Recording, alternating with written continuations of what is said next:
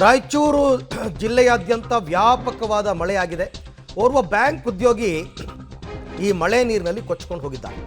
ಊರಿಗೆ ಹೋಗೋದಕ್ಕೆ ಯತ್ನಿಸುತ್ತಿದ್ದಾಗ ರಾಯಚೂರಿನ ಖಾಸಗಿ ಬ್ಯಾಂಕ್ ಉದ್ಯೋಗಿ ಬಸವರಾಜ್ ಅವರು ಕೊಚ್ಚಿಕೊಂಡು ಹೋಗಿದ್ದಾರೆ ಅಂತಕ್ಕಂಥ ಮಾಹಿತಿ ಬರ್ತಾ ಇದೆ. ಕೆಲಸ ಮುಗಿಸಿ ರಾತ್ರಿ ಗ್ರಾಮಕ್ಕೆ ಮರಳುತ್ತಾ ಇದ್ದಂತಹ ಸಂದರ್ಭದಲ್ಲಿ ಈ ಥರ ಹಳ್ಳಗಳು ತುಂಬಿ ಹರಿತಾ ಇರತಕ್ಕಂಥ ನೀರಿನಲ್ಲಿ ಅವರು ಕೊಚ್ಚಿಕೊಂಡು ಹೋಗಿದ್ದಾರೆ. ಖಾಸಗಿ ಬ್ಯಾಂಕ್ನ ಉದ್ಯೋಗಿ ಅಂತ ಹೇಳ್ತಾ ಇದ್ದಾರೆ.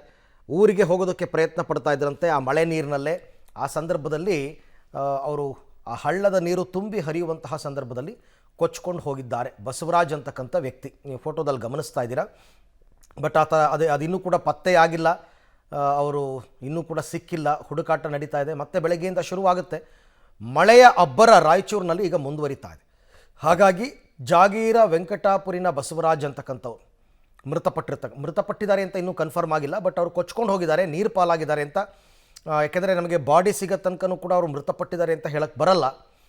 ಹಾಗಾಗಿ ಈಗ ನೀರಿನಲ್ಲಿ ಅವರು ಸದ್ಯಕ್ಕೆ ಕೊಚ್ಕೊಂಡು ಹೋಗಿದ್ದಾರೆ.